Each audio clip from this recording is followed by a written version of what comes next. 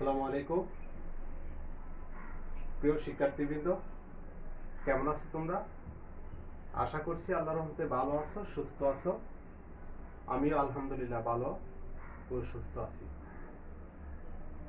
প্রিয় শিক্ষার্থী, আজকে আমি তোমাদের মাঝে হাজির হয়েছি উচ্চ মাধ্যমিক শ্রেণীর ইসলামের ইতিহাস ও সংস্কৃতির প্রথম পত্র নিয়ে। প্রথম পত্রের প্রথম অধ্যায় প্রাক ইসলামী আরবের অধিবাসীদের জীবন জীবিকায় ভূপ্রাকৃতিক প্রভাব সম্পর্কে আলোচনা করব।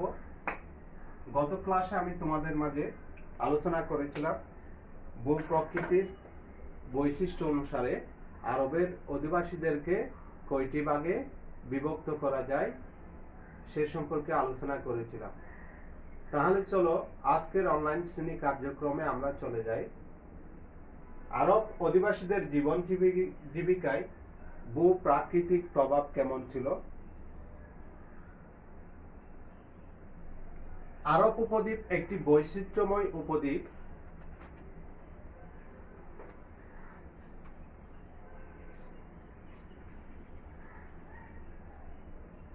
ভৌগোলিক পরিবেশের দৃষ্টিকোণ থেকে আরব অধিবাসীদের জীবনযাত্রা প্রণালীকে গভীরভাবে প্রভাবিত করে। এই ভূখণ্ডের বৃষ্টিপাতহীন মরুময় শুষ্ক আবহাওয়া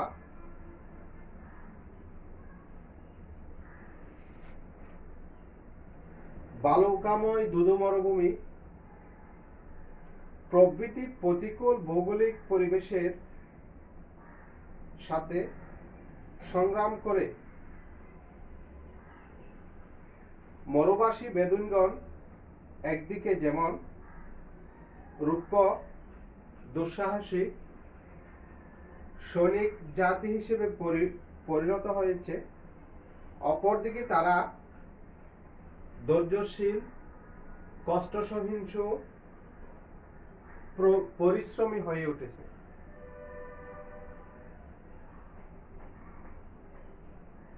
তাদের চরিত্রে একাধারে কঠোরতা, বর্বরতা, নৃশংসতা এবং সাহসিকতার সমন্বয় প্রভাব পরিলক্ষিত হয়।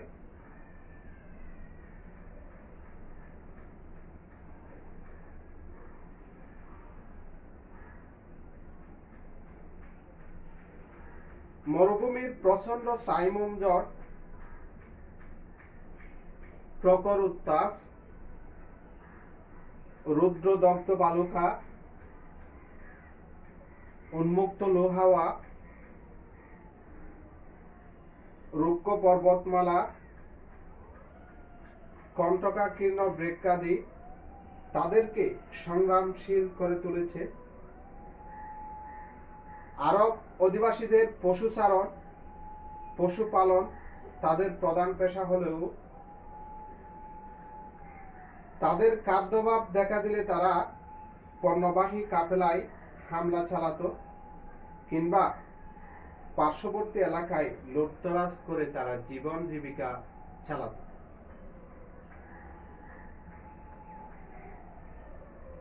অশিক্ষিত সমাজে যেখানে সকলের অধিকার সমান,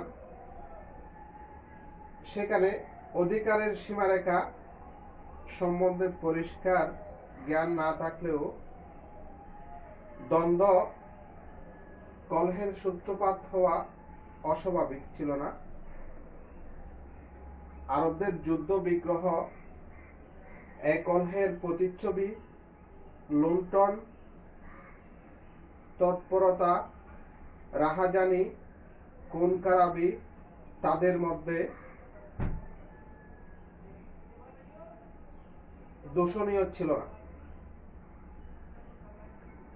এই যুদ্ধদেহী সমাজ ব্যবস্থায় পুত্র সন্তানদের কদর ছিল স্বাভাবিক, কেননা গোত্র ভিত্তিক কাঠামোর পুরুষ সভ্যের সংখ্যাধিক্য গোত্রের শ্রেষ্ঠত্বই প্রতিপন্ন করত। এসময় কন্যা সন্তান ছিল সমাজের বোঝা। এই বোঝা নিরসন কল্পে তারা নারী ও কন্যা সন্তানের উপর বিরূপ হয়ে উঠেছিল। এর কারণ ছিল দ্বিবিধ। প্রথমত সম্মান সংরক্ষণ, দ্বিতীয়ত অভাবের তাড়না নিরসন। যুদ্ধ বিগ্রহের পরাজয়ের অর্থ ছিল নারীদের দাসত্ব। কন্যা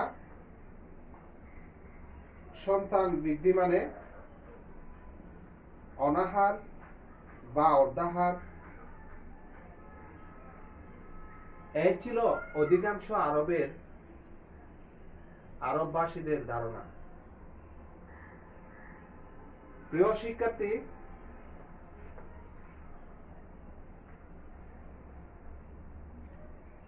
আহার্য সামগ্রীর অপ্রতুলতা ও অনিশ্চিত জীবনযাত্রা বেদুইন আরবদেরকে দুভাবে প্রভাবিত করেছিল। প্রথমত তাদের দারিদ্র্য এবং অর্ধাহারের প্রতি ভয়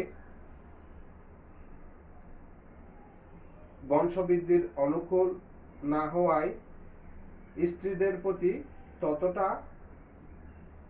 যথেচ্ছার ব্যবহার তথা ইচ্ছেমতো বিবাহ ও পরিত্যাগের নিয়ম সমাজে প্রচলিত ছিল। দ্বিতীয়ত বেদুইনদের নিকট অতীতই বর্তমান যথাসর্বোচ্চ। তাই পাঁচমিশালি আড্ডা, জোয়ার আসর, নৃত্যগীতের সমাবেশ দ্বারা তারা বর্তমানকে উপভোগ করত। মরুভূমিতে রাত্রি যাপন, বৈশঙ্কুল, ভূত প্রেরত, দৈত্য দানবের সদানাগুনা, এই সাধারণ বিশ্বাস মরুভূমির বিপদ হতে পথিককে রক্ষা করা। আরবদের মধ্যে অতিথি পরায়ণতা বিকশিত হয়েছিল। তাদের অতিথি পরায়ণতা সর্বজন স্বীকৃত, কারণ অতিথি শত্রুকেও তারা আদর আপ্যায়ন করতে দ্বিধা করেনি। উপরন্ত মরুভূমি ও অনুর্বর পর্বতমালার আরব সমাজ গোত্রভিত্তিক হওয়াই ছিল স্বাভাবিক। কেননা যে ভূমিতে আগন্তুক ও শত্রু সমর্থক, সেখানে গোষ্ঠীচ্যুত কোনো মানুষ নিতান্তই অসহায়। এজন্য গোত্র নিরাপত্তা ও বহি আক্রমণের ভয় তাদেরকে গোত্রপ্রিয় করে তুলেছিল। এই গোত্রপ্রীতি তাদের মধ্যে জন্ম দেয় মনুষ্যত্ব, আত্মসংযম, স্বাধীনতা আর গণতন্ত্রের। শেখের নিকট সকল নাগরিকের অধিকার সমান। গোত্রের স্বার্থ রক্ষা শিরদেব, নহিদেব, আমামা এই মনোভাব কঠোরভাবে তাদের মধ্যে ফুটে উঠেছিল। এরূপ পরিস্থিতিতে উন্নতর ধর্মে কর্মে তাদের শীতলতা পরিলক্ষিত হওয়াই স্বাভাবিক।